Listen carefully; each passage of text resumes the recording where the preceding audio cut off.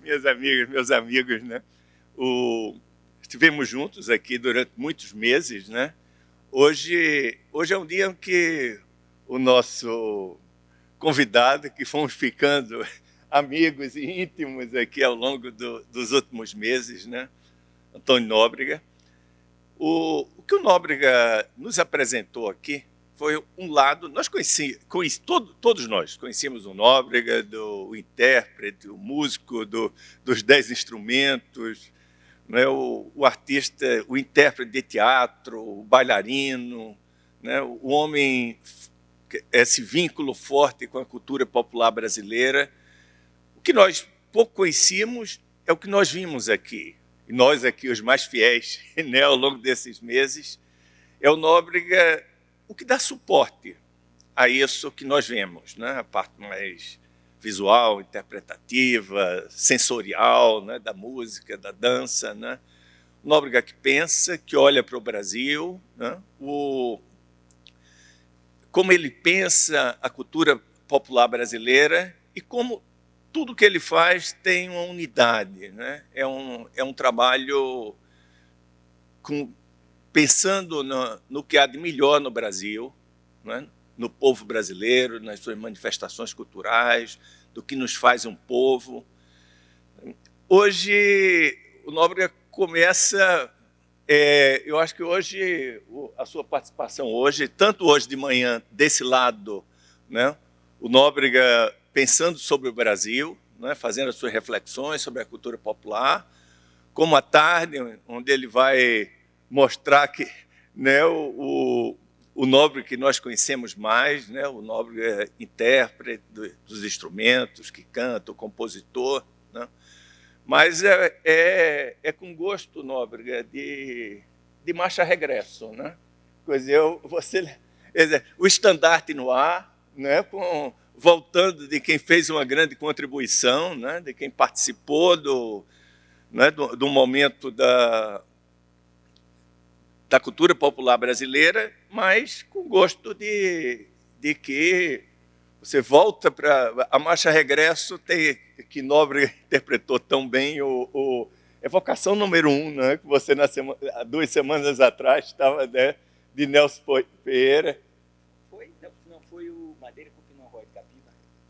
Também. Eu pensei que você tivesse, quer dizer, ali no coral, quer dizer, quando fala Bloco das Flores, a Posfum, né?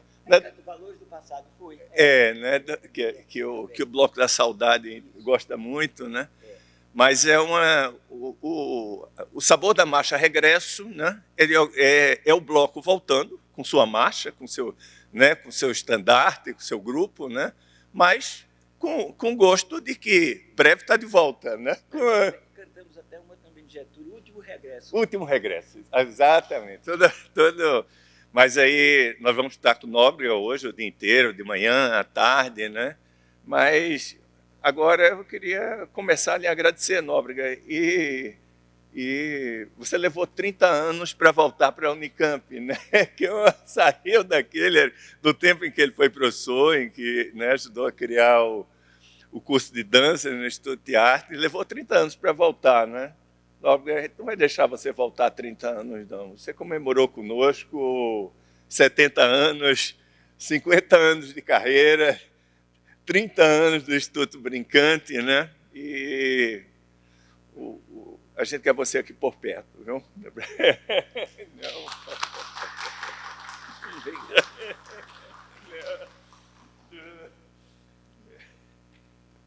Bem, eu fico muito agradecido, não é? E aproveito até para não só agradecer ao Cristiano pelo convite, a equipe lá do Instituto de Estudos Avançados, no qual ele capitaneia, junto com a Isabela e o Mário Martínez, né?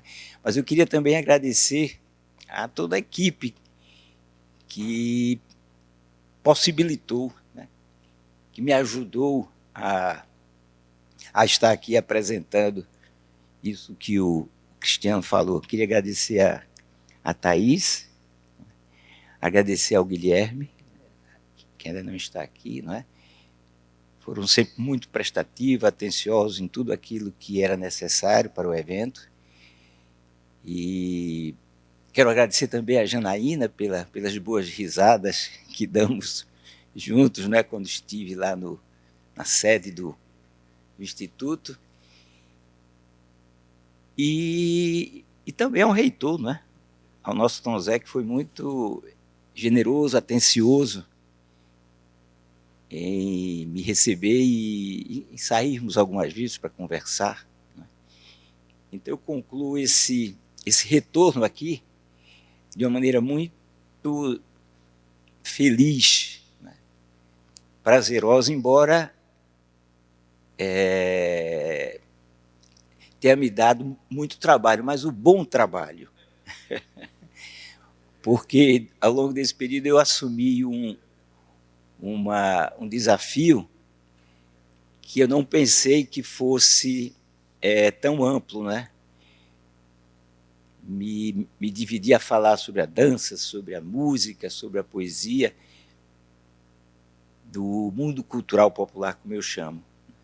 Mas isso, então, me obrigou a intensificar os meus estudos, a organizar, a ordená-los, como, inclusive, eu falei até no início do encontro, que achava que esse ciclo teria essa função nos meus projetos, ou precisamente no meu projeto de estudioso. Né? O que é que eu preparei para esse dia final, para o final do ciclo? Então, vamos usar esse conceito. Há algumas perguntas que eu insinuo desde o início. Por exemplo, a própria palavra Brasis, Brasil. Né? Eu acho que ela deixa um quê de incógnita, não é? O que é que eu penso? Por que é que eu coloquei esse nome? E depois também há outros conceitos que são muito atribuídos ao Brasil, e sobretudo a esse segmento cultural popular, que eu procuro responder através de tudo isso que eu faço e que fiz aqui. Por exemplo, nós somos um país de que tipo de diversidade cultural? Nós somos um país multicultural. Existem culturas populares no Brasil ou uma só cultura popular? Erudito popular, o que quer dizer essas palavras quando se conjugam para exprimir uma ideia? Então, esses conceitos, essas frases, essas locuções, eu acho que elas precisam ser redimensionadas. E é sob essa perspectiva também que eu estudo esse universo. Então, eu vou, antes de tentar concluir mesmo, dar o ponto final,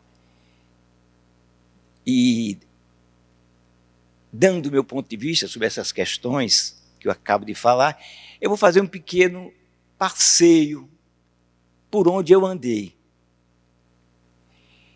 E eu acho que isso ele leva então aqui ao corolário final, não é? Fique mais claro para todos nós.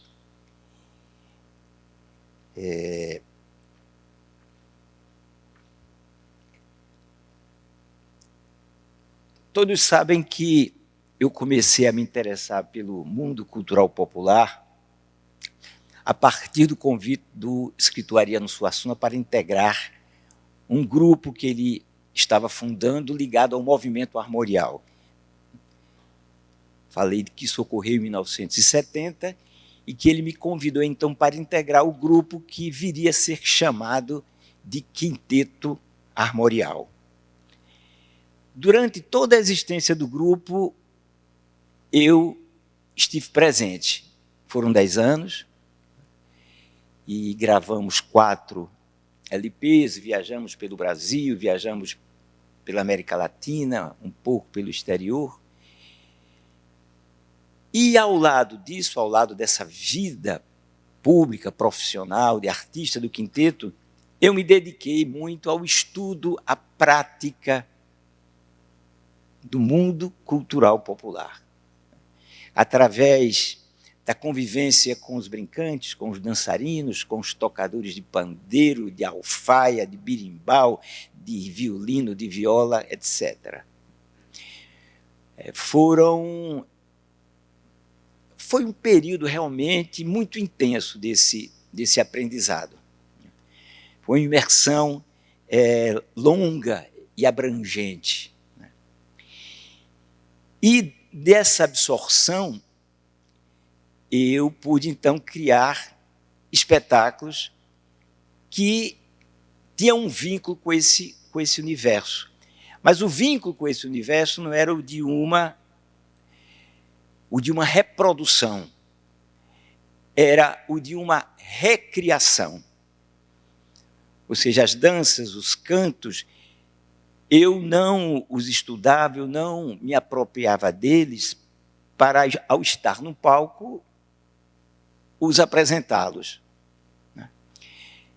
Eu tinha em mente um pouco as ideias de Ariano, um pouco não, bastante as ideias de Ariano, no sentido de que o Brasil necessitava de uma arte referenciada no popular, uma arte erudita. Né? Essa palavra sempre para mim trouxe um certo incômodo, não é? Porque ela desliza facilmente para vários conceitos. Erudito, às vezes, desliza para o elitismo, o elitista, não é? Para o difícil, para o complexo, para o inacessível. Mas não era com esses sentidos, como eu falei certa feita com Ariano, que ele usava essa palavra erudito, não é? Era simplesmente porque ele não encontrava uma palavra melhor. Não é? Como você definiu uma arte, como você definiu uma música de câmara que se apresenta num teatro como Santa Isabel de Recife, ou como qualquer outro, sem utilizar a palavra erudita, música erudita, música de concerto, música clássica. Né? Mas você criar um movimento para criar uma arte pop, uma arte brasileira, uma arte de concerto brasileira a partir das referências populares, era uma palavra menos adequada do que a palavra erudito ou erudita. Sempre me ficou a questão seguinte: se a gente tem as referências populares, vamos chamar um mundo matricial, de cantos, de passos, de gestos, de toques, tecnicamente, como é que a gente recria isso? Porque a gente tem 2 conceitos aqui, o popular aqui e aquilo que se torna. Mas como é que a gente faz isso? Quem é que postula alguma coisa sobre isso? E aí eu encontro, menos em Ariano, mas mais em Mário de Andrade.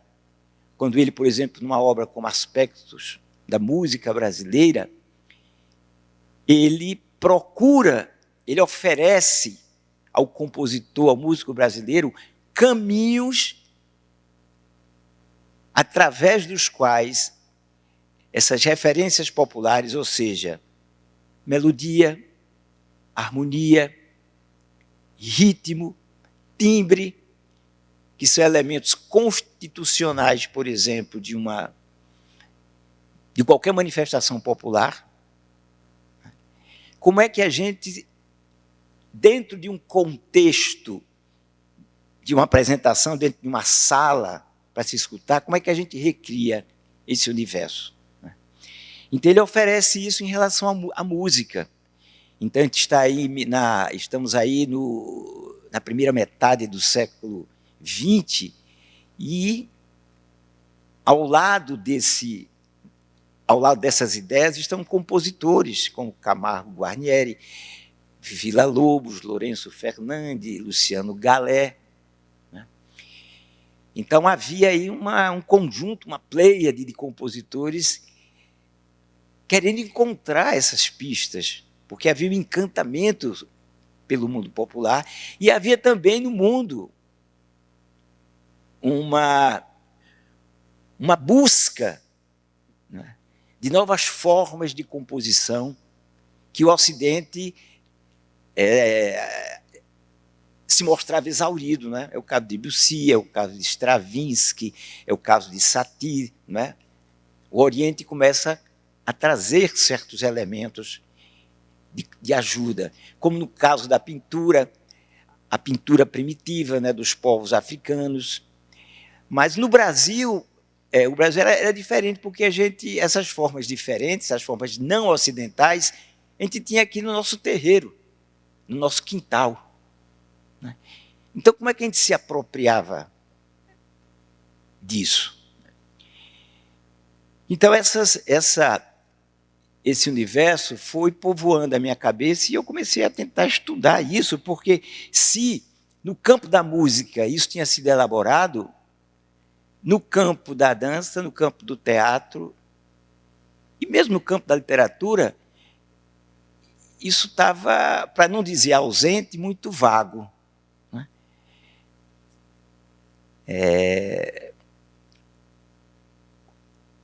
A semelhança do trabalho de Maria de Andrade em relação à música, como é que eu poderia fazer isso com a dança?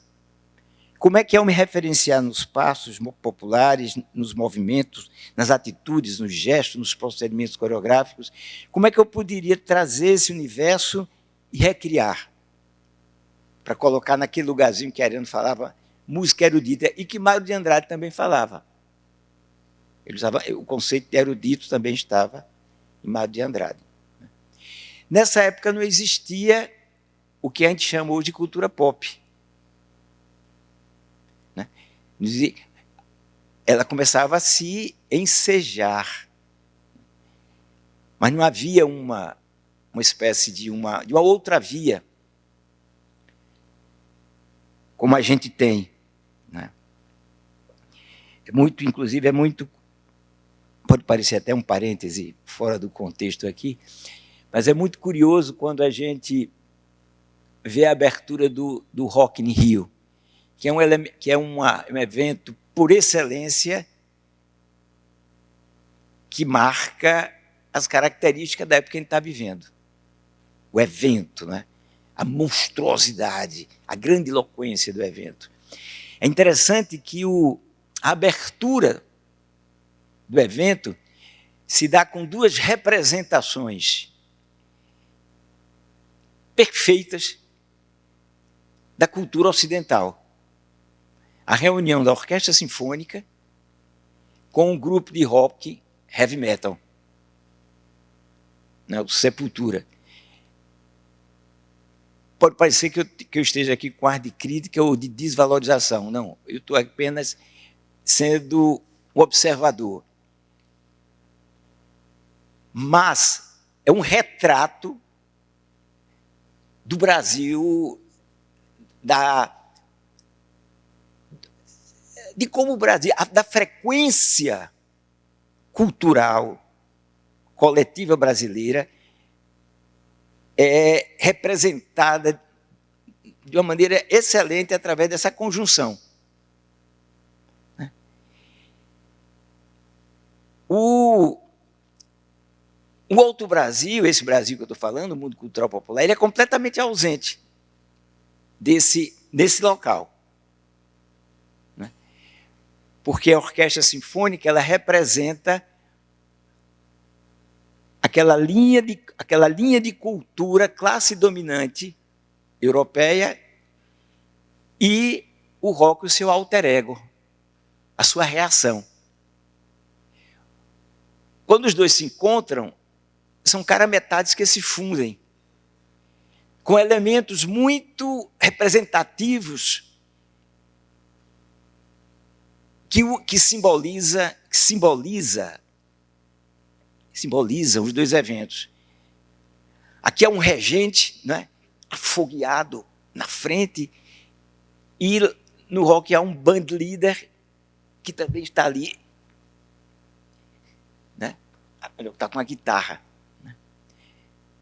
A música é forte, é possante. É quase tudo metalizado, mesmo sendo orquestra sinfônica. Né? E se a gente olhar direitinho, é quase a pulsão do que a gente chama do imaginário patriarcal.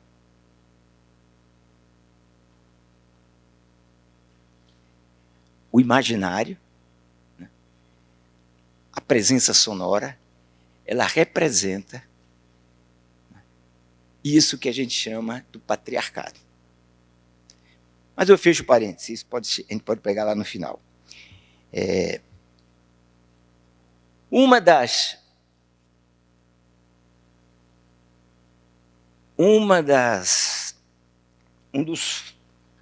coisas que eu tive dificuldade nesse ciclo foi o de colocar nos seus diversos departamentos, nos seus armazéns, os assuntos que eu ia tratar.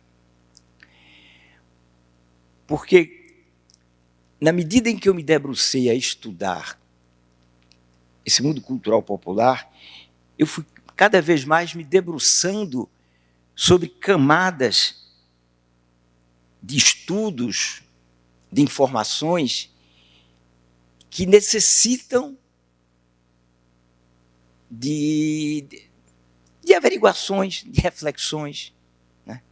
E isso me trouxe, eu não sei se vocês sentiram, os que estão aqui, me parece que foram os que acompanharam esses encontros, uma certa fragmentação na maneira como eu coloquei, né, esses assuntos, até mesmo agora. Né? Mas aí, então, que eu organizei, para não fugir muito disso, foi essa síntese aqui. Eu comecei o primeiro dia, então, síntese do ciclo de palestras e oficinas Brasil, realizados entre os dias 8 e 6 de março, né, e 6 de setembro. Eu comecei aqui, no primeiro dia, eu apresentei para vocês essas imagens, né? Balé, tambor de crioula, encontro de poesia slam, festival de Bois de Parintins, violeiros, dança contemporânea, uma ópera, Fantasma da Ópera, dançarinos de hip-hop, orquestra sinfônica, roda de choro, roda de capoeira, passista de frevo, e dizia que toda a carga simbólica, toda a informação que a gente tem aí, vem unicamente de duas fontes culturais. Do universo ocidental,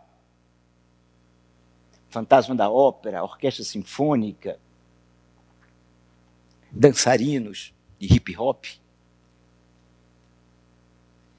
balé, poesia slam, dança contemporânea, são eventos, são representações culturais facilmente perceptíveis de extração norte-eurocêntricas, né? Ou, se quisermos, preferimos ocidental. Enquanto que tambor de crioula, violeiros, Festival de Bois de Parintins, passista de frevo, roda de capoeira, roda de choro, eles têm uma extração tanto do mundo cultural popular, ou seja, de elementos, de matrizes indígenas, africano-portuguesas, como também se comunicam com elementos da cultura ocidental. E vice-versa também. A dança contemporânea... de vice-versa é menos comum. Né? É muito difícil a gente ver um balé trazendo, por exemplo, alguma coisa alguma referência da dança dos índios, dos negros ou dos portugueses das classes populares. Na orquestra sinfônica já é um pouco mais fácil, quando, por exemplo, ela toca Villa-Lobos ou toca música de algum compositor brasileiro. Mas a gente não deve esquecer que o instrumental, o aparato, a forma, a orquestra sinfônica é um produto da construção ocidental de cultura. Enquanto que uma roda de choro, ou uma roda não, um choro não é. Embora, para que o choro tivesse sido constituído, ele conversou com a cultura ocidental. Por exemplo, a forma rondó, que é a forma rondó. O choro é dividido em 3 partes. Essa forma é trazida pela música ocidental. Bem, então, a gente já abre essa questão aí. Bem, se esse universo da cultura, dessas duas culturas, tem os seus formadores localizáveis, então, em que medida essa cultura, esse mundo cultural é multicultural? Volta aquelas perguntas. Em que medida essa cultura, em que medida passista de frevo, roda de capoeira, são culturas distintas, a ponto de eu dizer, não, são culturas populares? Ou será que eu posso dizer, não, é uma cultura popular onde elas estão, essas duas manifestações estão presentes? Para eu tentar chegar a um consenso, para eu chegar a compreender melhor, eu comecei, então, a procurar estudar as culturas que estão na base da cultura popular, não é? Eu não precisei fazer isso em relação ao Ocidente, porque o que não faltam são os livros, são vídeos, são documentos para nos mostrar, nos explicar como se forma, como nasce, como se desenvolve a cultura europeia. Qualquer pessoa que quiser saber como a música europeia se desenvolve do canto-chão, do canto gregoriano até a música dodecafônica, vai encontrar centenas de obras. O próprio Mário de Andrade escreveu uma, né? Pequena História da Música, onde ele relata isso. Mas, se a gente quer fazer, por exemplo, como é que nasce a música popular brasileira?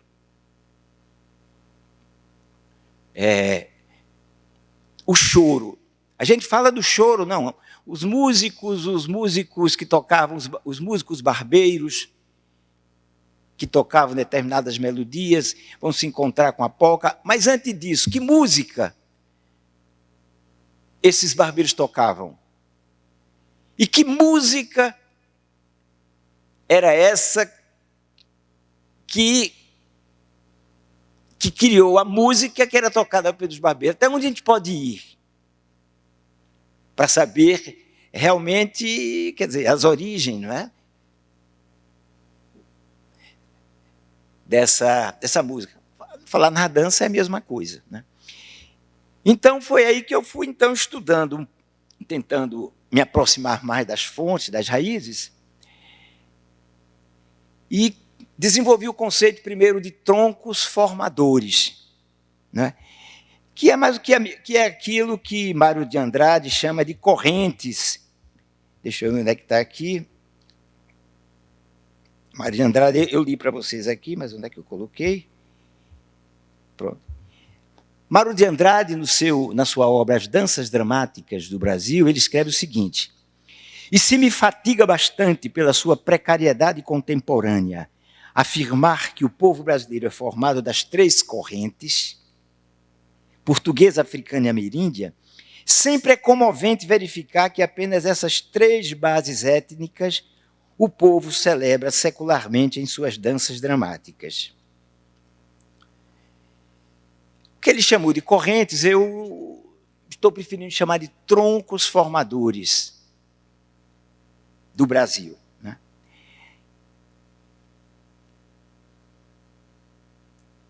Então, temos tronco formador povos originários, ou os povos indígenas, o tronco formador português, o tronco formador povos africanos.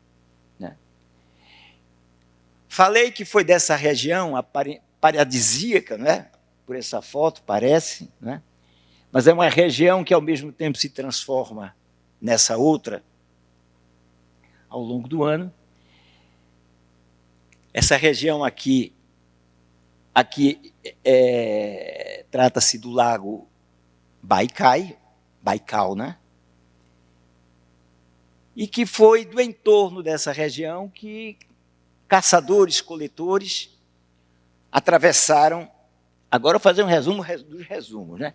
Atravessaram o Estreito de Bering na época ainda na última fase das glaciações. Esse estreito que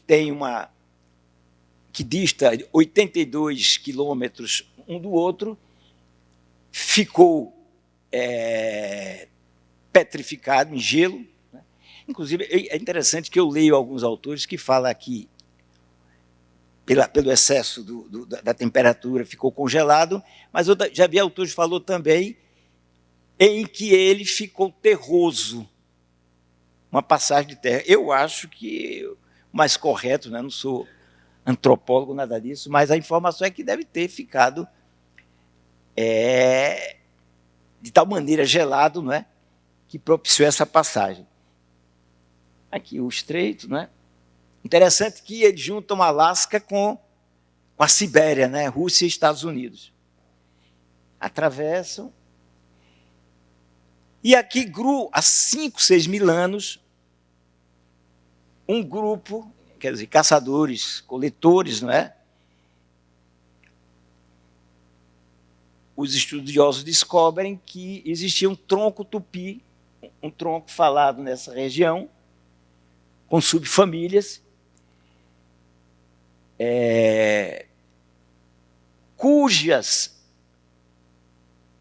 uma dessas subfamílias, o Guarani, ela sai daquela região, vem pela Bacia Platina, Paraguai, segue por aqui, e vai se encontrar com essa outra, com esse outro grupo, que saía pelo norte, do Amazonas até a costa do Atlântico, viria aqui, e se encontraria com os seus antigos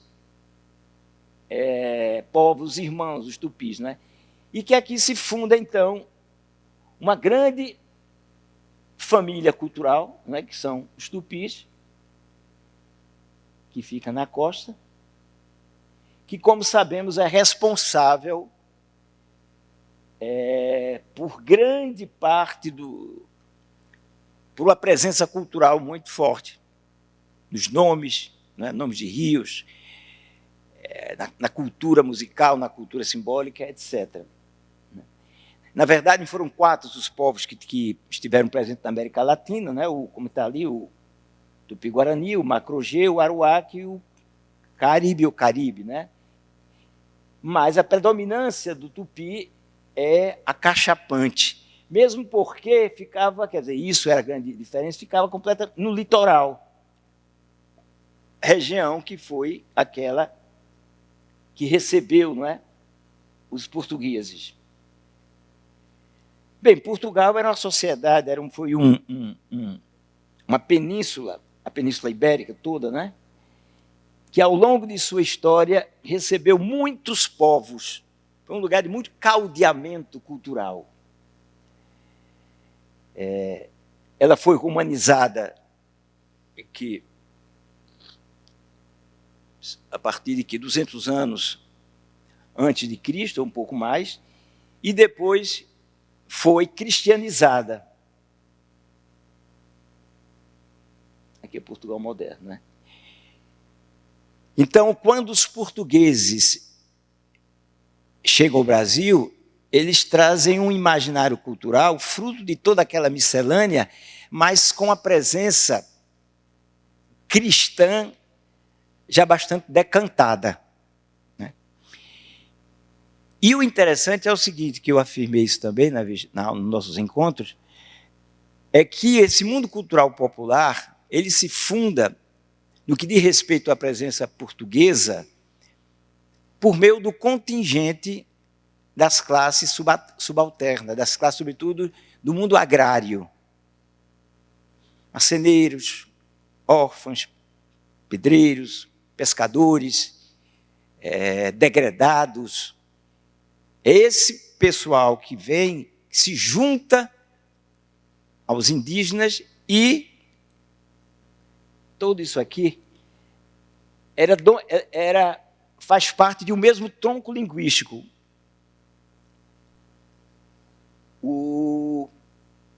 Acho que é isso, Níger, Congo. Não é? Então, essa parte aqui mais colorida corresponde mais ou menos à África Ocidental. E aqui a parte central. Essa parte aqui, como vocês veem, com toda essa mesma cor, corresponde à área cuja presença é maciçamente banto. São línguas que vieram do grande tronco banto, que provavelmente nasce aqui na região que fica entre Camarões e a Nigéria. Não estou vendo direito aqui. Há várias expansões e eles tomam praticamente toda a parte central, oriental e austral da África. Enquanto que essa região aqui vieram, sobretudo, integrantes de um tronco linguístico, o tronco Vá, onde estavam os Fon e os Iorubá. É importante a gente perceber o seguinte, que durante todo o período do tráfico, a família Banto, o que quer dizer Congo-Angola, esteve presente no tráfico. 75% dos escravizados que vieram para o Brasil fazem parte dessa família. Através de línguas como o Kikongo, o Ovibundo, né? O Umbundo, que eram... Quer dizer, nem se fala em dialetos, né? Pela proximidade que existe com uma espécie de um proto-banto, de um banto bem antigo. Né? Então, falar... É interessante também que está se estudando bastante essa família etnocultural banto, no sentido de saber das razões pelas quais esse tronco conseguiu ser o tronco de maior falantes na África. Ele, ao mesmo tempo que se expandiu, ele não destruiu os povos nativos daquelas regiões. Ele conseguiu, sobretudo, se fundir. Né?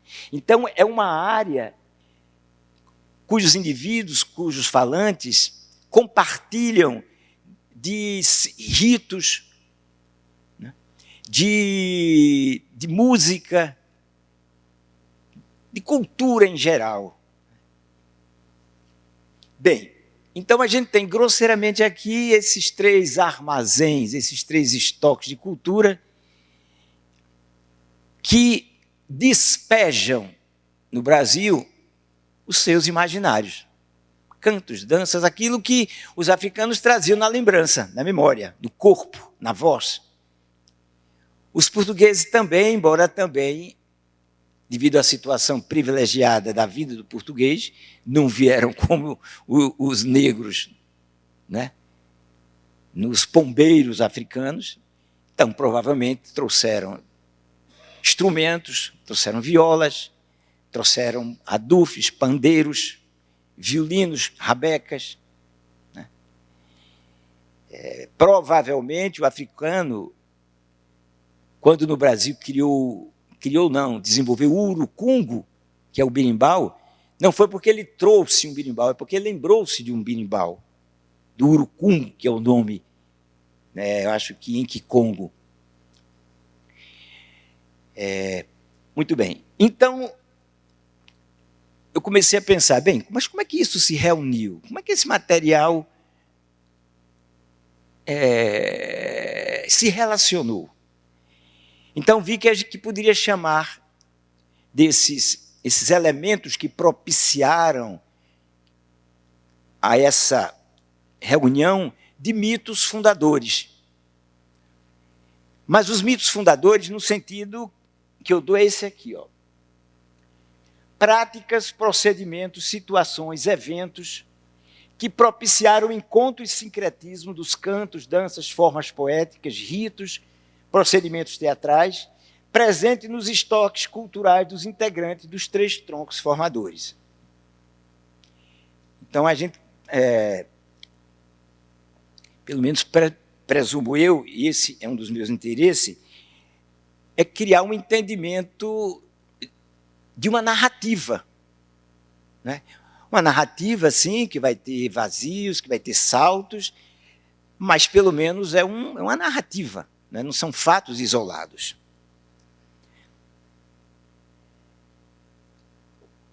Eu elenquei 4 ou 5 mitos fundadores, mas eu só apresentei a vocês aqui 2 deles. O primeiro deles foi as comitivas festeiras, conhecida pelos nomes de janeiras, reis, reiseiros, tiradores de reis, e as representações populares denominadas de reisadas, pastoris, presépios, todas de ascendência portuguesa e vinculadas ao ciclo das festividades cristãs. Eu acredito que boa parte de nós, se não todos, em algum momento já viu um pastoril, um bumba meu boi, um cavalo marinho, um tirador de reis, uma folia de reis. Então, essas manifestações fazem parte, vieram a partir dessas comitivas. Ou seja, o procedimento dessas comitivas foi... O que é o procedimento? É, por exemplo, um grupo de pessoas se reúne no período natalino, entre Natal e Dia de Reis, para louvar o nascimento do menino e a vinda dos reis magos. Agregam essas comitivas cantos, toque de viola, pequenos movimentos, né? Isso a gente encontrava em Portugal, mas desapareceu. Então, o que hoje existe são tentativas de resgatar essa memória, né? Então, é jamais uma reconstituição, embora com uma certa presença, digamos, votiva, ou seja, religiosa, impregnada de um espírito religioso, porque o povo português ainda é um povo muito ligado ao catolicismo, né? Seja o romano, seja o popular. Então, há festividades em Portugal de rememoração de práticas das antigos reiseiros, tiradores de reis, né? Aqui uma outra também, chegando na porta de uma casa para oferecer comida, né? Ou às vezes pegar comida. É também dentro do meio rural que essas festas se realizam. Depois eu vou mostrar, então, as fotos de como isso se transforma no Brasil. Depois nós temos aqui as reuniões de ascendência negro-africanas, recreativas, de cura e adivinhação, e as devocionais, que deram origem à família Batuque, que se ramifica entre batuques devocionais, candomblé, tambor de mina, Xangô pernambucano, a cerimônia dos orixás, a Umbanda. Todas essas manifestações fazem parte de uma família. Mas isso que eu falei, Xangô pernambucano, cerimônias orixás, candomblé, não são mais expressões puramente africanas, porque elas se contaminaram com elementos portugueses ou indígenas. A Umbanda, por exemplo, é um caso típico da reunião dos 3 elementos. Mas nenhuma dessas manifestações é uma manifestação pura africana, como nenhuma manifestação de folia de reis, de pastoril também é puramente ibérica, seja pelo ritmo, seja pela melodia, seja por alguns fatores. Então, essas manifestações no Brasil, elas se misturam, por isso eu chamei mitos fundadores, e vão gerar outras manifestações, como essa que eu citei aí no caso da família Batuque. Até onde me foi possível, por exemplo, eu coloquei aqui aquelas fotos dos tiradores de reis de Portugal. Aqui no Brasil, a gente ainda conseguiu ter, de alguns pintores, o desenho, né, as pinturas de algumas manifestações muito próximas do que deveria ter sido essas manifestações na África. Quer dizer, a gente pode dizer isso apenas pelo lado visual, porque a gente não sabe o que eles cantavam, a gente não sabe o que eles tocavam. Essa aquarela é de um... Eu, infelizmente, cometi a negligência de não colocar o nome, mas é de um... Eu acho que é de um pesquisador alemão, holandês, Wegener, né? Uma das mais antigas. E aí vocês veem, não é? O gestual. Tem umas figuras muito curiosas aqui. Esse está usando um cocar. Né? Aqui é os tambores de mão. Tambor. Aqui um instrumento que é difícil. E aqui uma pessoa que foge um pouco à pintura étnica dos demais, né? Parece uma pessoa branca ou parda, não é?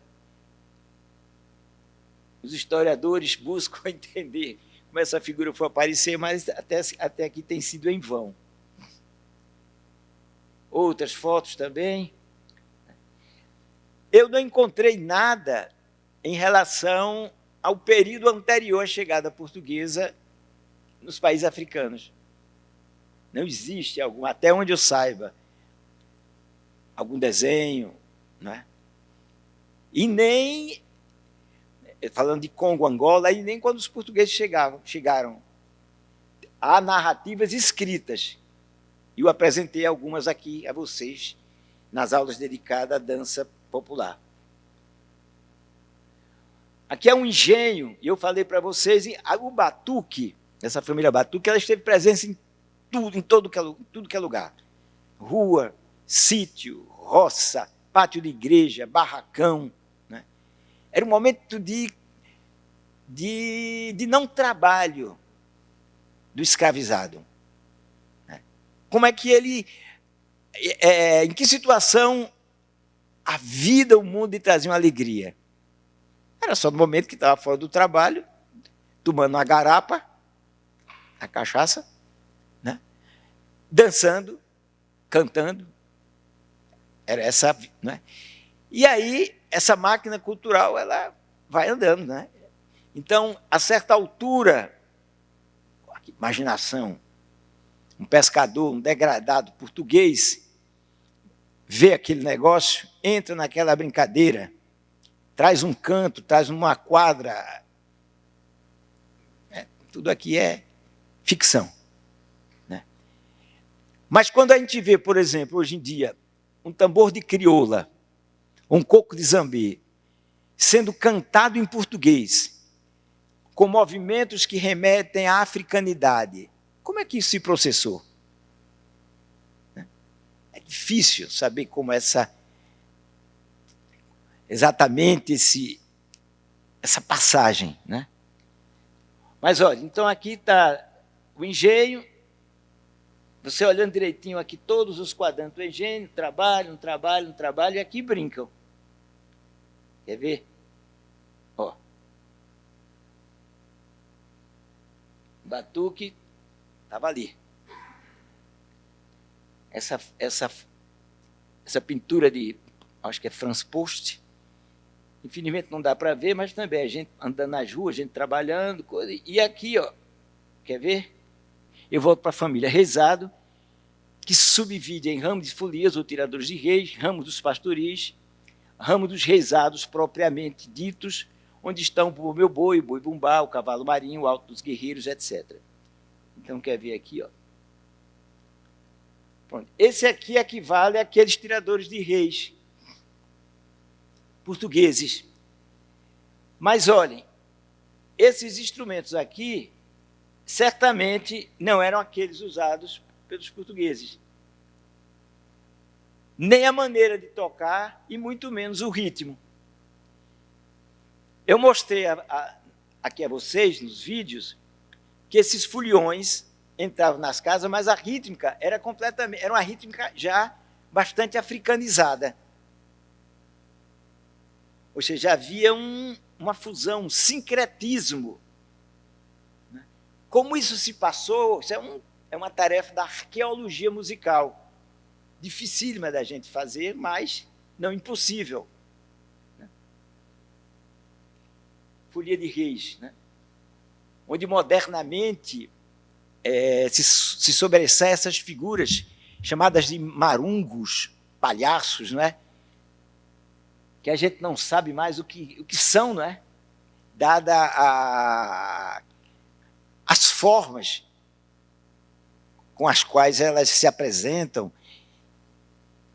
se vestem, né? Olha essa figura aqui. Parece uma figura da ópera de Pequim, né? Quem já teve a oportunidade de ver. Né? Olha essa outra. É uma máscara, mantos, golas. E aqui os homens com uma farda até que tem um certo caráter militaresco, né? Tudo isso a gente precisa entender. Bem, aqui eu volto novamente para as manifestações do tambor. O tambor é a base das manifestações de natureza africana. É o coração, né? Por isso, inclusive, a palavra batuque foi muito disseminada, mas, enfim. Essa foto é muito significativa, porque é o seguinte, normalmente, nos batuques, os tambores são dispostos no chão, por serem pesados, e se eu coloco aqui em pé, eles não soam, porque a parte de baixo fica colada ao chão. Então, são abertos, sentam em cima e batem com as mãos, né? Essa figura aqui é muito interessante a gente ver, porque ela quer andar. Não é? Se presume que ela quer andar porque ele colocou aqui o segurador.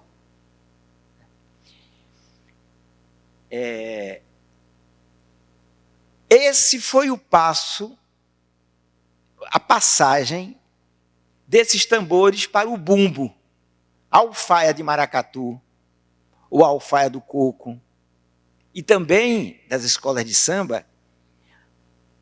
Há uma foto que eu devia ter trazido para aqui, para vocês, de umas primeiras escolas de samba em que os tambores eram carregados aqui, batendo aqui.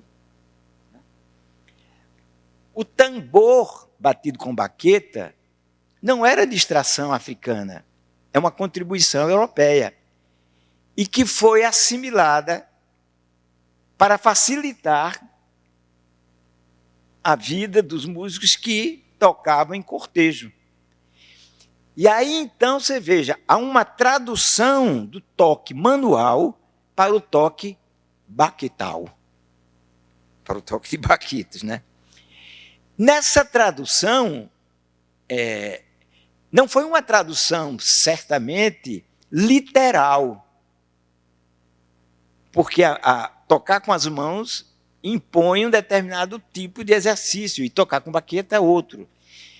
Então, aí houve um reajuste, mas um reajuste que, em essência, foi criador, porque ele não perdeu aquilo que na cultura africana era muito importante, que era o ritmo contramétrico, o que a gente pode chamar de sincopado, que eram acentuações no tempo não acentuado para baixo. e que isso se reproduz nos tambores. Tanto é que você veja o maracatu, tum, tum, tum, tum, tum, tum, tum, tum. O ritmo está para cima. Então, essa formatação não chega aqui pronta pelos africanos. Isso é uma recriação brasileira. Então, o maracatu é um ritmo de extração de matriz africana, sim, mas com coadjuvantes ibéricos, portugueses e também indígenas. Não digo talvez no maracatu, provavelmente, mas no coco. Né? Aqui tem vários. Um outro elemento muito presente nas danças africanas era a umbigada, né? Que no Brasil ela perdeu todo o sentido ritualístico, pelo menos até onde a gente saiba, que tinha na África, que era ligado a um rito da procriação, ligado às festas de casamento, chamado de alambamento. Alambamento, esse nome vem pela festa que é dedicada a Lemba, alembamento, né? Alembamento. Lemba era uma entidade religiosa ligada à procriação, né? Mas isso se perdeu no Brasil. Tanto é que Lemba é uma entidade religiosa muito pouco invocada, né? Provavelmente, quando o gesto da umbigada chegou, ele chegou de modo fragmentar, né? Talvez pela presença muito intensa que tinha na África, aqui ele permaneceu. Porque o movimento da umbigada não é só propriamente o movimento de pelvis se encontrando com pelvis, mas é um momento de convite a outra pessoa a entrar na roda. Ou seja, tem uma função coreográfica também.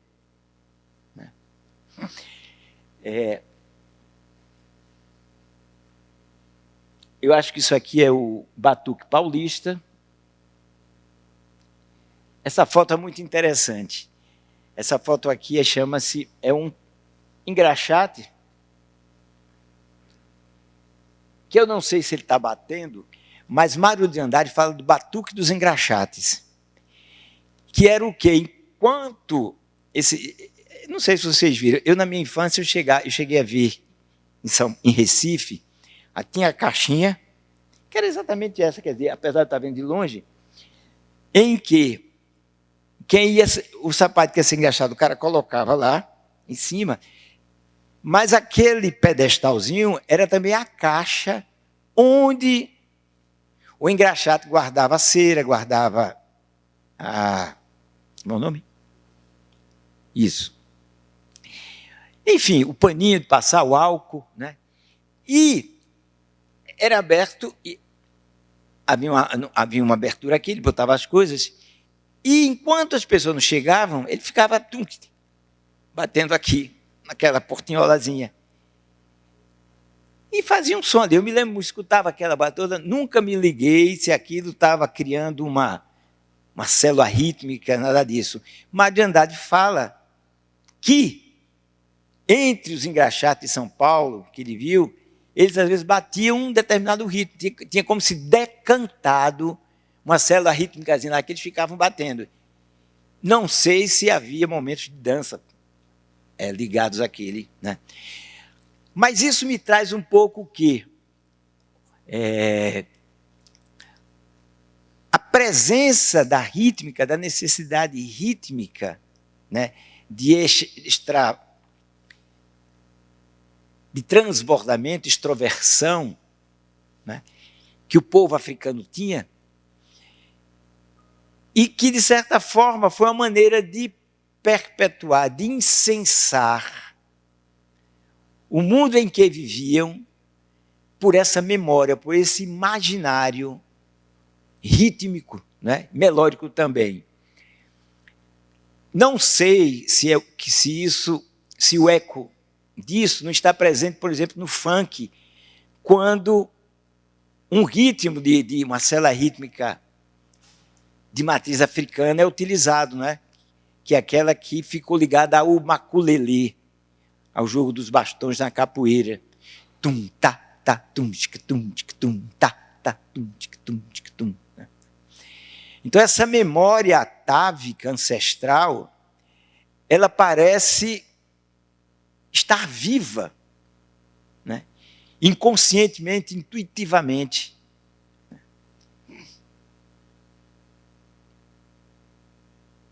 Aqui, movimento da capoeira, né? Aí vocês vejam os nomes que os batuques têm no Brasil. Bambelô, Rio Grande do Norte, batuques no Amapá, batuque de umbigada em São Paulo, aí vem candombe, carimbó, caxambu, coco, coco de trupé, coco de zambê, marabaixo, no Pará. Cada nome desse requer uma digressão, né, de estudo e tal. Samba de parelha, samba de chula, etc. Quando a gente examina esses ritmos, eles são iguais e diferentes, né? São pequenas células rítmicas que têm aqueles elementos, são células de 1 ou 2 compassos, dentro dos quais tem um ritmo sincopado. Eles animam quadras, ou seja, isso dá uma unidade de estilo, e, ao mesmo tempo, eles são diferentes. O ritmo, por exemplo, do coco, tum, tum, tic, tum, tum, tic, tum, tum, tum, tum, tic, tic, tic, tum, tum, tic, tum, tum, é diferente do samba de parelha. Tum, que tá, tasca, tum, tá, tum, tá, tum, que tum, tasca, tum, tá, tum, tá, tum, que tá, tá, tum, tá, tum, tá, tum. Então, o carimbó já também traz a sua pequena diferença, embora muitos deles sejam absolutamente também semelhantes, né? E aí eu já vou me aproximando daquele conceito de diversidade dentro de uma unidade. Existe um outro elemento muito importante. Vejam vocês. Por conta da presença maciça do contingente banto, eu falei 75% em todo o período do tráfico, por conta da presença dos índios que ficavam na costa e que depois se ausentaram ao longo dos séculos para o interior, por conta das classes subalternas portuguesas, foi se gerando uma espécie de um humus, de um plasma cultural, né? Eu não quero subjetivar essas palavras, por isso que eu digo, por exemplo, o que é que equivaleria a esse plasma, a esse humus? O ritmo sincopado, a presença sempre de um ritmo em que o tempo para frente, o tempo é contado para cima, ou seja, o tempo é contramétrico. O tempo métrico é isso aqui, ó.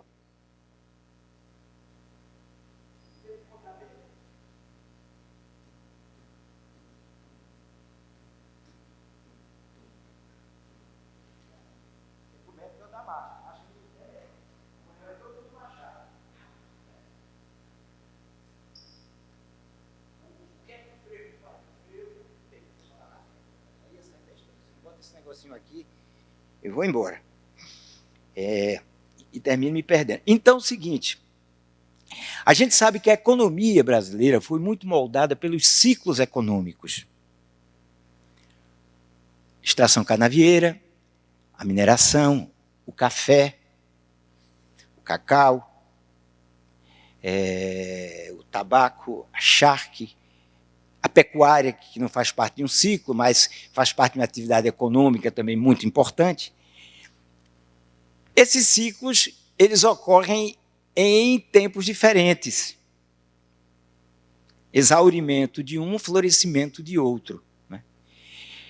Isso faz com que, com o enfraquecimento de um, os trabalhadores, no caso, os negros principalmente, né, mestiços já, sejam trasladados para a região onde o novo ciclo está se constituindo. Então, quer dizer, a gente teve no Brasil também diásporas internas, interprovinciais. E esse contingente de pessoas não levava só o seu sofrido corpo, seu desgastado corpo, mas levava também uma memória que se fazia, que se constituía. E essa memória, por exemplo, ao sair da região canavieira de Pernambuco, já pelo final do século XVII, para ir para Minas Gerais, se encontrava com o quê? Sobretudo com negros traficados de Congo, Angola, que traziam referências semelhantes, e de portugueses também de zonas agrárias, sobretudo do norte de Portugal. Então era como se esse humus, esse plasma, ele fosse encorpando e não se fragmentando. Assim é a mesma coisa com o café. Assim é a mesma coisa com os engenhos de açúcar no sertão, né? Quem quiser assistir, eu falei isso para vocês, tem um panorama muito legal disso, é ver uma série da TV educativa chamada Plural e Singular.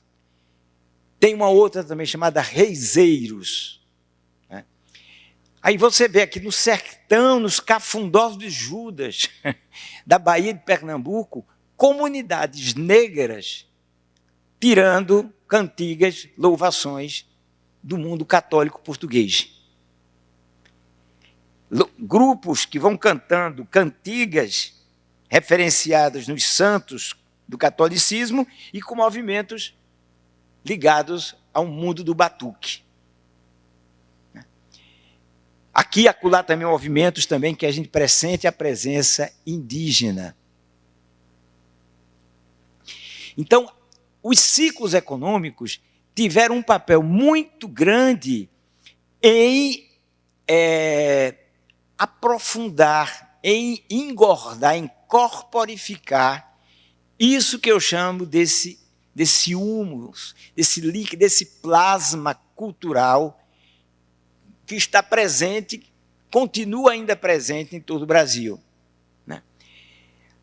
Bem, esse universo, esse humus, ele se decanta nessas manifestações, mais ou menos já por volta do final do século XVIII. Começo do século XIX,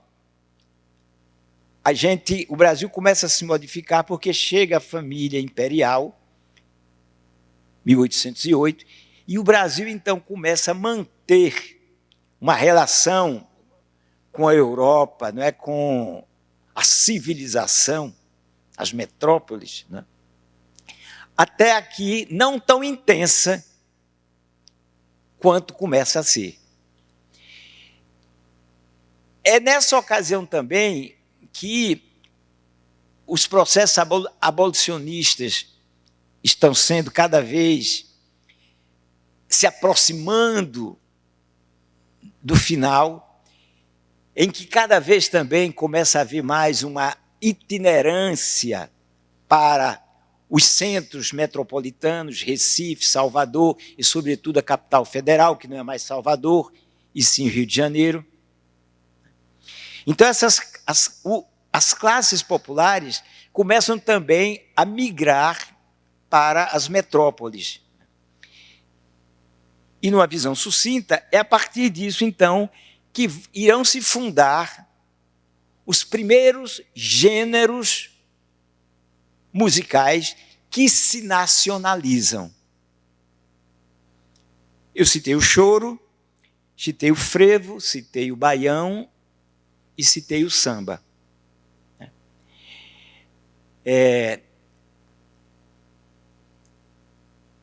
Cada uma desses gêneros corresponde a formas coletivas, células musicais, que a partir de algum processo se transformam, se corporificam em gêneros.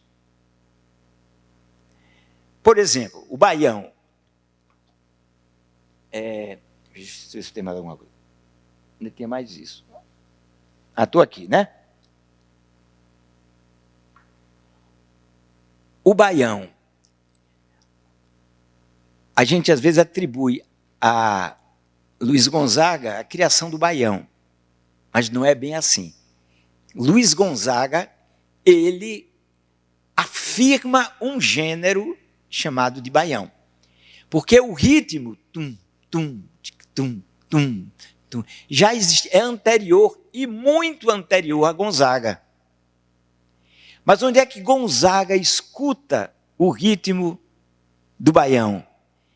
Como ele fala, ele escuta executado pelos violeiros quando tiravam as suas cantorias, batido no tampo do instrumento. Tum, tum, tic, tum, tum. Certo dia eu subi numa zelação, fui ao céu e prendi as nebulosas, apaguei as estrelas luminosas, nos planetas parei a rotação. E vai. Né? Então, os repentistas, ao tirar os seus versos, melodizavam a partir do ritmo do baião que eles batiam no tampo do instrumento. Aí vejam, por exemplo, eu cantei um pedacinho de Um Martelo Galopado, que é uma estrofe que vem da 10ª ibérica, mas animada por um ritmo africano, de matriz africana. Vejam aí as sínteses como ocorrem cotidianamente. Então, Gonzaga, quando traz para cá e quando faz, eu vou mostrar para vocês como se dança o baião, e quem quiser aprender... Então, o que é que ele está fazendo? Ele está legitimando um ritmo coletivo, tocado nos batuques, tocado no coco de roda, tocado em tudo que é lugar, chamado também de samba, chamado muitas vezes de lundu, de baiano, né? Mas ele, a partir do disco, a partir de todo um contexto metropolitano, ele funda como gênero. Isso ocorreu em relação ao frevo, ocorreu em relação ao samba. Eu mostrei para vocês aqui que o samba pelo telefone, tido como samba, primeiro samba, é uma colagem de vários textos, de várias toadas, de várias cantigas populares.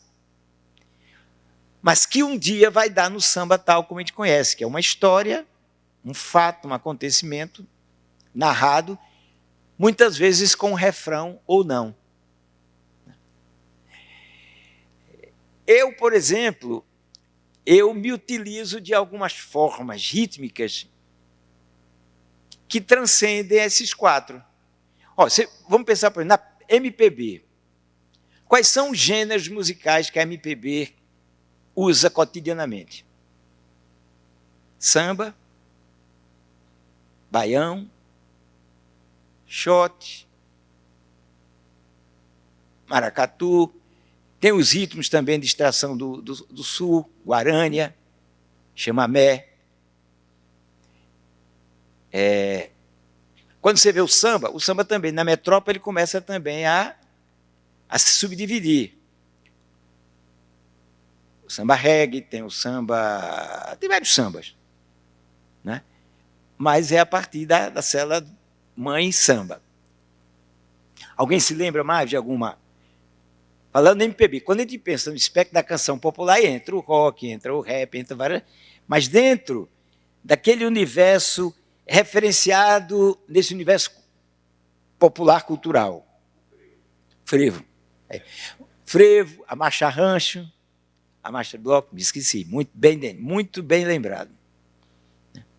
Mas, por exemplo, eu uso nas minhas canções um ritmo como, por exemplo, o perré. Tum, tum, tic, tum, tum, tic, tum, tum, tic, tum, tum. Sou pataxó, sou chavante, cariri, yanomami, sou tupi, guarani, sou carajá, sou pancararu, carijó, tupi, e tem outras músicas que eu faço. Uso também o quê? O maracatu rural. que eu acho que nunca foi usado na canção popular, a não ser por quem? Siba, Mestre Ambrósio, pouquíssimo, que é o ritmo do movimento da dança, né?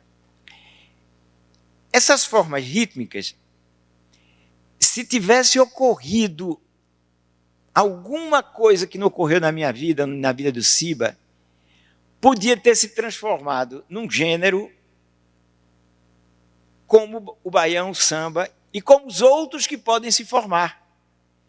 Ou seja, o choro, todas essas formas rítmicas que a gente tem, não são mais do que formas que se tornaram gênero por determinadas situações. Se Luiz Gonzaga não tivesse vindo para cá, um homem que traz uma sanfona, que tem aquela história, não tivesse afirmado, talvez o baião não existisse, fosse um ritmo do Nordeste. Tem um baião lá, como tem o perré, que eu canto, como tem o ritmo do maracatu rural. Então, o que eu quero dizer com isso é o seguinte, é que o Brasil ele tem ainda um celeiro de ritmos que ainda não ganharam visibilidade porque o contexto histórico, por determinadas prerrogativas, determinados fatos, não propiciaram a que isso ocorresse. A Bossa Nova, por exemplo, esqueci, é um desses ritmos que teve essa, e devido também a um homem, no caso a um homem que mexe no samba e descobre ali uma forma de batucar, de tirar um samba no violão e transforma criando um gênero. Né? Então a gente ainda tem um pulmão desses gêneros, por exemplo, samba de parelha.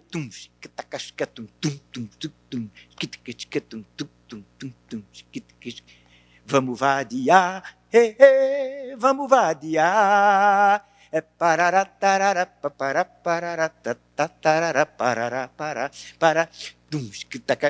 Até a dança.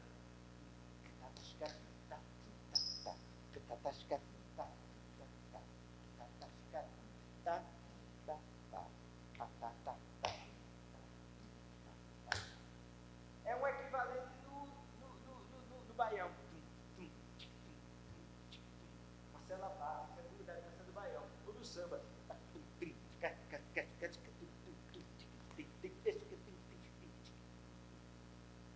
O do maracatu. E assim por diante. Um fato que eu acho que, quando eu falo do funk, eu tenho falado muito sobre isso, essa questão da presença rítmica, eu posso falar da mesma forma com o frevo. Como é que o frevo nasce? Né? O frevo é tocado por uma banda marcial. Não existe coisa mais europeia ocidental do que uma banda marcial. Caixa, tambor, instrumentos supros, metais, né?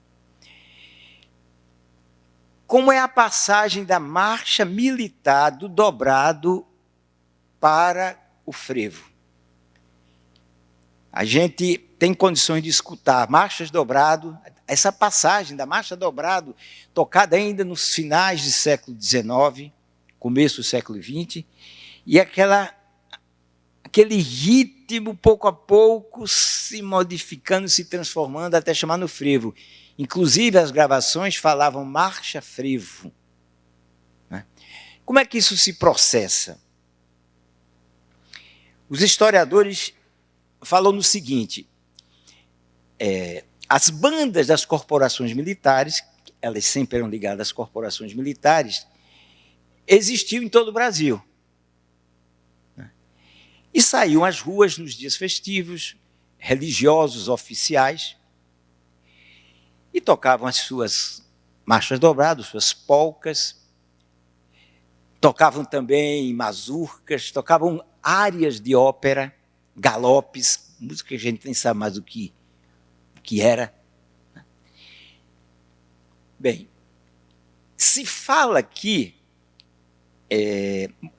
muitas dessas bandas em Recife eram ligadas a partidos políticos. E, por conta disso, estávamos ali na refrega entre a monarquia e a república, né? Antes e depois. Então, essas bandas tinham partidários, às vezes eram subvencionadas por grupos políticos. Então, essas bandas, quando saíam, quando às vezes se encontravam com outras, diz que o cacete subia e o pau comia e o negócio fedia. Então, era aquela briga, e os relatos falam de até mortes, né, por conta dessas refregas. E se fala que à frente dessas bandas iam as figuras dos capoeiras, como forma de as defenderem caso outra banda se encontrasse no caminho. Na medida em que esses capoeiras iam na frente, olha, o capoeira vinha do batuque, com um gestual totalmente sincopado, né? Ninguém joga capoeira assim, né? Tum, tá, tica, tum, tá, tica, tum, tá, tum, tica, tum, tum, tá, tum, tum. Ó, acentuando para cima aqui. Então, capoeira, quando ia na frente daquela banda, estava tocando marcha militar, né, fazendo a coisa. Como é que eu faço esse negócio aqui? Então, provavelmente, os músicos, né, a percussão começou a conversar com essa maneira corporal em que deve ter sido um jogo muito bonito, né? Um jogo de anos, de décadas, né? E que, esses passos, então, os passos belicosos da capoeira, que a gente não sabe também como era a capoeira nessa época, mais de 100 anos atrás, 150 anos atrás, seguramente não era a capoeira que a gente vê hoje. Né? Sem falar também que nessas datas festivas, o povo também saía na rua. Mesmo o povo não capoeira, mas era o povo que ia para o batuque, era o povo que ia para o seu calundu, era o povo que tinha a presença africano-mestiça brasileira já no seu corpo. Né? Então é isso que vai havendo uma conversa tácita, uma conversa como se houvesse vasos comunicantes subterrâneos, em aquele maestro que ia lá regendo a coisa, que de repente acentuava aqui num lugar que não era aquele, entre o músico que tocava a caixa, acentuando já aquele movimento do capoeira, e foi aí que começou a nascer um gênero que chamou-se de frevo. Por quê? Porque frevo era um nome também que às vezes se dava nas rodas de dança, nos cocos. Existe um documento que fala no fervo, referindo-se a uma situação em que estava dançando coco. Então é novamente o quê? Uma palavra de natureza coletiva que migra para um contexto em que ela, então, se personaliza, vamos chamar dessa maneira, né? Onde ela se transforma num gênero. E assim foi ocorrendo, então, com o frevo, com o faligo baião, com o samba, etc. Bem, eu acho que eu acho que eu fui até aqui. Né? Foi isso que eu falei durante. E aí, então, eu chego àquelas questões. Né? Não posso me demorar mais, porque... Então, a primeira questão que eu vou colocar aqui, que a gente vai tentar responder,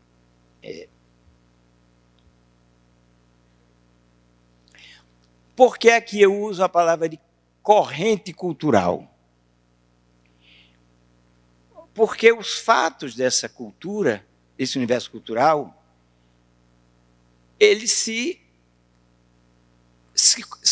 conversam. Não é uma cultura de fatos isolados. Eu estou falando da cultura popular. Existe uma corrente cultural popular que começa a se fundir desde que os troncos formadores,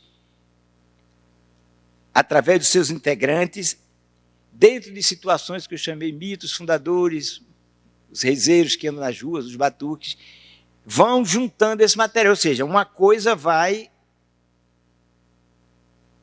levando a outra. E eu vou mostrar isso aqui, depois, quando eu vou finalizar aqui mostrando uma coisa com a capoeira. Então, como essa corrente é muito visível na capoeira. Por que é que eu não me rebelo contra a palavra folclore? Né?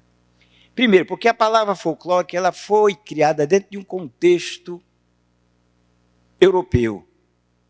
Era uma palavra que se referia muito às coisas, ao universo da antiguidade. Tanto é que aqueles homens que começaram a pesquisar o mundo, fazer os registros, eram ligados a antiquários. Né?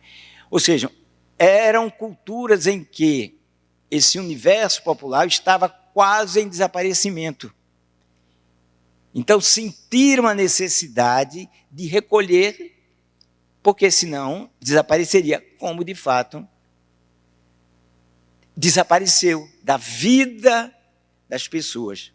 Quando a gente fala com essa mesma dimensão no Brasil, como é que eu posso dizer que candomblé, que capoeira são elementos de antiquário? São elementos para serem preservados? Não são elementos para serem preservados, são elementos para serem vividos. As comunidades vivem. É uma cultura paralela. A cultura católica aqui, que é hegemônica, é uma. A cultura aqui dos povos de santo é outra. Não é folclórica, não. Os cultos indígenas, Jurema, quer dizer que, na verdade, tudo isso é misturado. Nada disso é folclórico, no sentido que tem que ser preservado, que é exótico. E também tem o seguinte, a palavra folclore ela degradou-se. Pelo fato dos registros estarem sempre ligados a trazerem a lembrança de mitos, né? De mitos, de lendas, de narrativas do maravilhoso, então a palavra folclore terminou se contaminando desse sentido. Então, quando você fala uma coisa folclórica, é uma coisa mítica, é alguma coisa lendária, entra até no anedotário do futebol, né? Isso é folclore, o folclore futebolístico. Então, é uma palavra execrável dentro do mundo cultural brasileiro. Quem quer entender o que é cultura popular, a primeira coisa que tem é tirada, embora os primeiros estudiosos tenham se chamado de folcloristas, mas isso é um contexto da época. Né? Bem, é claro que todos esses assuntos que eu estou dando aqui, agora sintetizando, merecem reflexões e interpretações mais aprofundadas, sem dúvida. Mas eu estou tentando me colocar o mais sinteticamente em relação a eles. Uma cultura com diversidade, sim, uma cultura com diversidade, mas também com unidade. Posso falar aqui em relação aos batuques. Os batuques, no geral, são tocados com tambores de mão, são 3, que recebem denominações particulares conforme as regiões, onde tem a umbigada, onde existem cantos tirados em quadras. Quando não são tambores batidos com a mão, são toques traduzidos para os tambores, porque muitos desses batuques também se locomovem. E, como eu falei, a locomoção é mais fácil com o bumbo sendo batido por baquetas. Então, quando você vê um coco de zambê, um carimbó, você está vendo manifestações de uma mesma família. A consanguinidade é maior do que a diferença. Seriam diversas se ali fosse um ritmo, por exemplo, mexicano, se a forma estrófica não fosse quadra e aqui fosse um haikai, e etc, etc. Mas os elementos fundantes são os mesmos.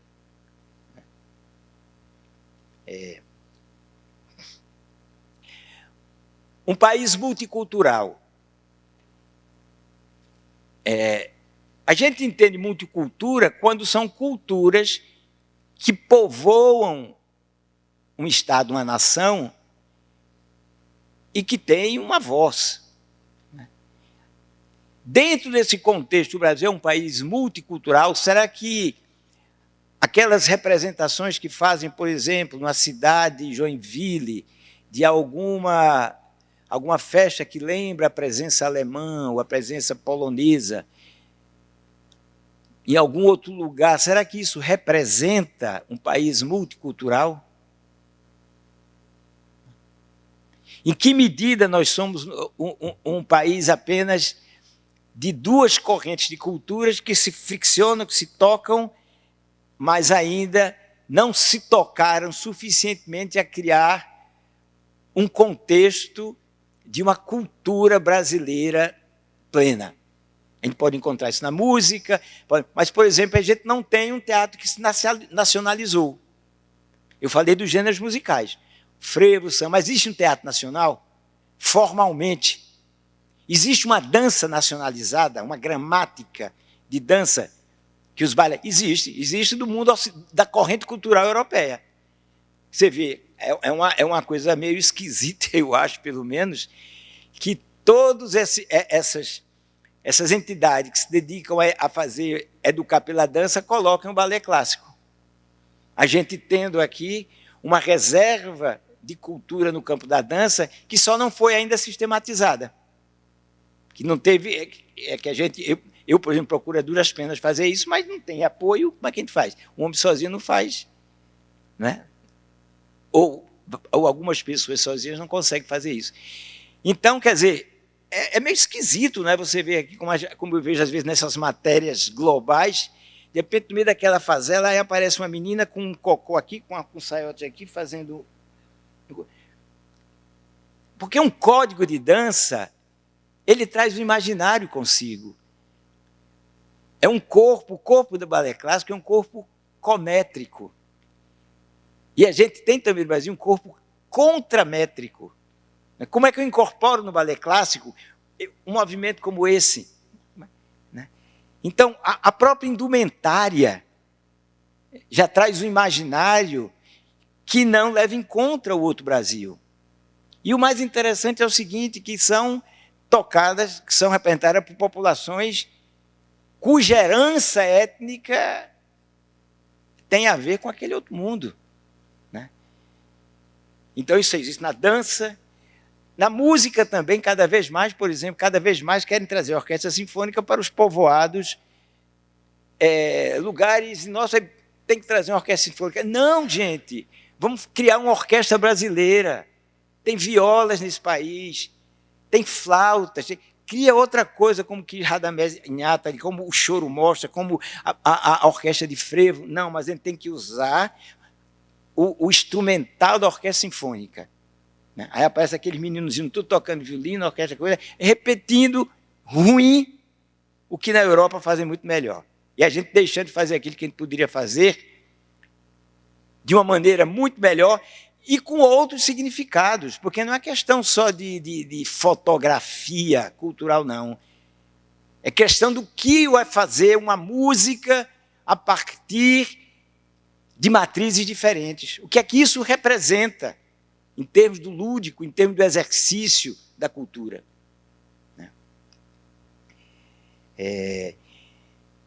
Bem, há uma grande discussão aí sobre erudito popular. Né? No meu entender, isso que a gente chama de erudito não é mais do que a cultura europeia. Ou seja, que é a cultura letrada, que a gente traz para o Brasil, né, e que tangencia a outra. Né? Então, criou-se esse termo erudito, mas o que é realmente erudito e o que é realmente popular? Eu tenho aqui isso requer um ensaio um pouco demorado, né, para a gente ver até as palavras, né? São substantivas, são adjetivas. Né?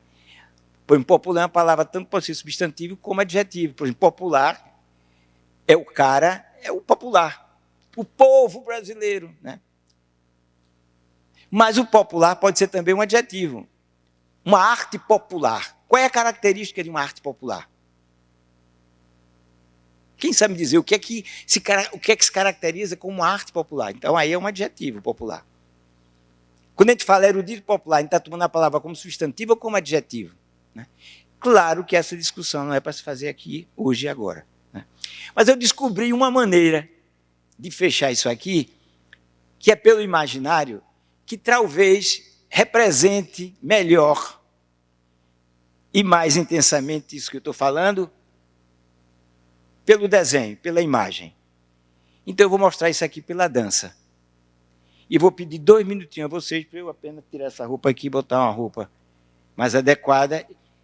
E eu vou dançar para vocês, mas antes eu faço um pequeno preâmbulo dessa dança para situar um pouco melhor essa dança.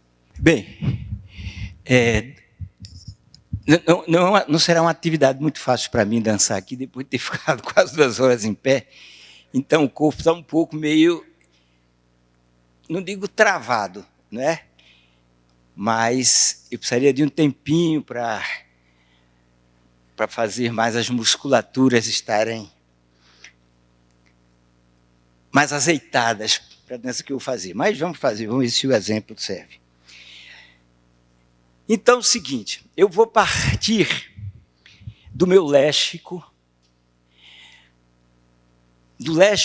que eu aprendi com o mundo cultural popular, e o meu universo expressivo. Eu quero compartilhar com vocês uma emoção, um sentimento, que é o que normalmente quem conta uma história, quem recita um poema, quem canta uma música, quem dança quer fazer. Eu tenho na capoeira um dos elementos referenciais mais fortes, mais ricos. Porque a capoeira é uma das formas, manifestações populares brasileiras mais versáteis. Ela é uma instituição cultural onde a música está presente, onde a poesia está presente, onde o movimento em várias características, né? O movimento baixo, o movimento do giro, o movimento do salto, o movimento pirotécnico. E ela é um produto mesmo brasileiro, mestiço popular brasileiro. Quer dizer, o próprio nome, né? O nome é de extração indígena, mas a matriz rítmica é africana. Mas outros elementos que são ibéricos. As cantigas em quadra, a célula rítmica que se repete, que faz parte do compasso, que é uma invenção da música ocidental, a presença de movimentos incorporados do jiu-jitsu, das danças, até mesmo extra-brasileiras, trazidas por Bimba. Então, é realmente uma miscelânea. É um produto mestiço brasileiro, popular. Né? A capoeira sempre é vista como a luta. Meu oponente está na frente, né? Eu estou aqui, a qualquer momento eu vou dar um golpe, vou sair do golpe dele. Né? Mas ela tem um elemento que normalmente não existe nas outras danças, nas outras lutas corporais, que é a ginga, é a desfaçatez, é a brincadeira. Não é? Isso porque existe tambores tocando, pandeiro, vozes cantando, o birimbau, que era utilizado nos batuques. Né? E daí a minha interpretação de que a capoeira é um batuque feito por homens, ou seja, os homens sempre com a sua tendência a bater, a belicosidade, foi transformando aquilo que era um batuque, uma brincadeira, em um jogo de competição, de luta. Não é curioso que o tempo todo estão passando aqui, ele vem para cá, passa aqui, como se fosse uma umbigada, pum, pá. Né? A capoeira, ela formatizou alguns movimentos, né? Gramaticalizou, nomenclaturou. Né? Tanto é que tem armada, cocorinha, bênção, etc, etc. São movimentos já que, quando a gente entra na academia, a gente aprende. E aprende esses movimentos, sobretudo, para utilizar na luta. Né? Muito bem, eu, uma pessoa que não me interesso pelo jogo marcial da capoeira, me interessei muito pelos movimentos, pela riqueza vernacular do leste da capoeira. Né? Como é que eu incorporo esse material para me expressar, não no mundo da luta marcial, mas no mundo da dança? Ou seja, no mundo que eu quero, com o meu gesto, com a minha atitude, com o meu movimento, expressar, passar uma ideia. Né? Esses elementos eu não encontro no mundo popular. Porque ele ou não se interessou, não amadureceu, seja por qualquer motivo, não foi lá. Então, no geral, a capoeira é feita dentro dos moldes da capoeira, no geral. Né? Você coloca a capoeira na escola, as crianças aprendem os movimentos da capoeira. Né? Aqui e acolá tem sim, pessoas estão colocando na dança, etc. Mas eu, então, procurei fazer o seguinte, na minha pesquisa. Veja, quando eu falo a minha pesquisa, não quer dizer que não existem outras pessoas pesquisando. Né? Como é que eu podia dar uma dimensão extra luta na minha movimentação? Como é que eu poderia recriar aqueles movimentos? Então, me vali daqueles conhecimentos que eu não encontro dentro do mundo da corrente cultural popular, e sim dentro da corrente ocidental de cultura, que são técnicas, que são formas, que são modos de trabalhar um determinado léxico ou formas de dança. Por exemplo, eu aprendi que o corpo sempre se expressa a partir de dilatações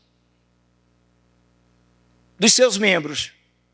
Por exemplo, há sempre um jogo de oposição. Quando uma região vai numa direção, a outra que vai no sentido oposto.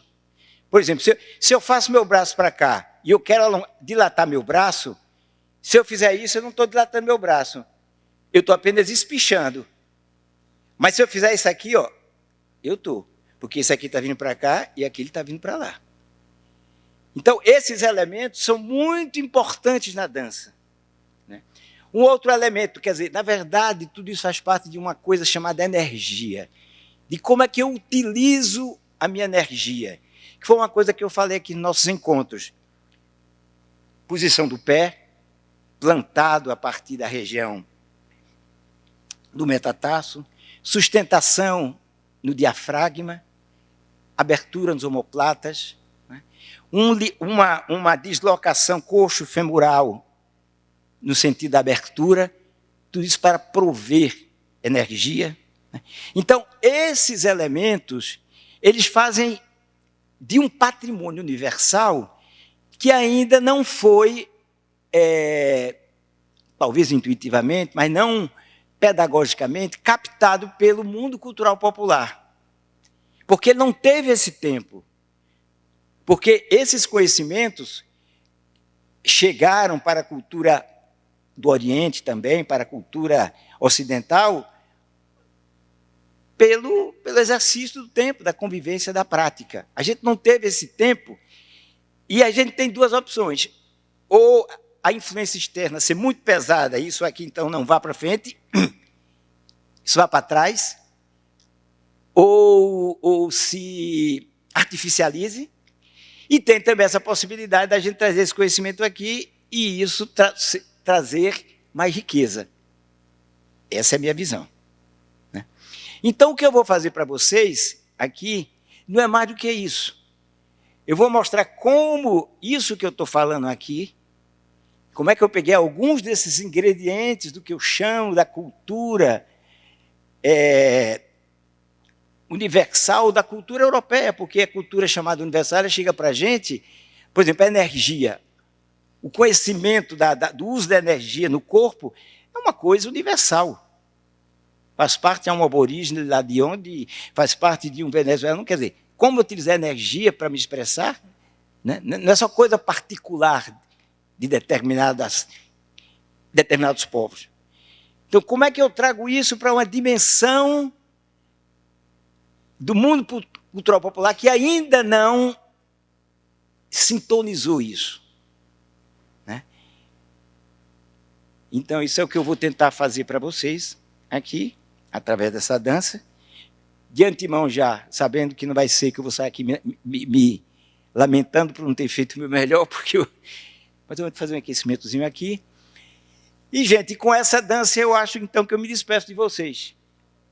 Então, à tarde aqui eu vou receber um grande amigo meu, um violonista, o Edmilson Capelupi, e a gente vai tocar aqui umas canções, né, para a gente confraternizar.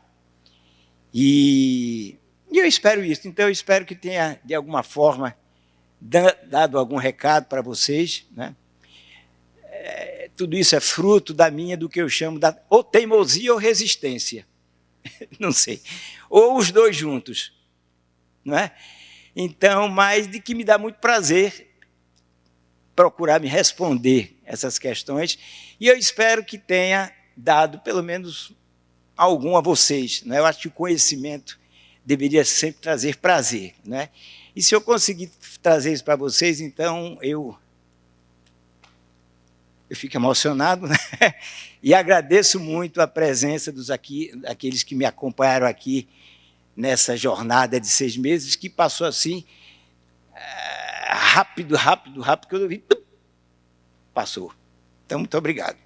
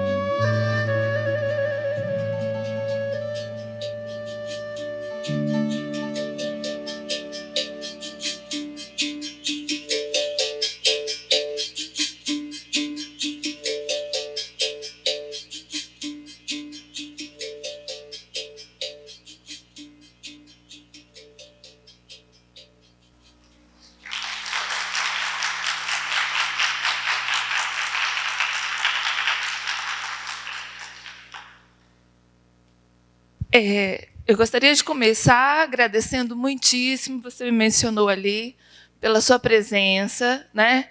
Queria responder da minha parte a sua pergunta, né? Você perguntou sobre o que pode nos ter trazido aqui. Eu gostaria de dizer que aprendemos muito com você, né? Você trouxe muito aprendizado sobre um Brasil que a gente conhece de maneira muito fragmentada, né? E o seu olhar, evidentemente, que não foi exaustivo, como não poderia ser, mas conseguiu trazer, sim, essa essência, né, das diversas manifestações brasileiras. Isso nos trouxe muito prazer também, né? Prazer também em conhecer você. A gente já conhecia a sua arte, sabia que tinha um vigor, uma potência muito forte, mas aqui eu pude perceber o quanto ela foi fundada em pesquisa, né? Muitos de nós já conhecíamos um pouco da sua pesquisa pelos vídeos, pelos seus cursos, mas também em uma reflexão muito profunda, né? Uma reflexão feita não só com a mente, mas também com o corpo e com o coração, né? E eu queria dizer que você trouxe para a gente não só aprendizado e prazer, mas uma coisa... Eu também fiquei muito emocionada com a sua dança, uma coisa que a gente está precisando muito nesse momento, que é esperança nesse país, né? Então, muito obrigada.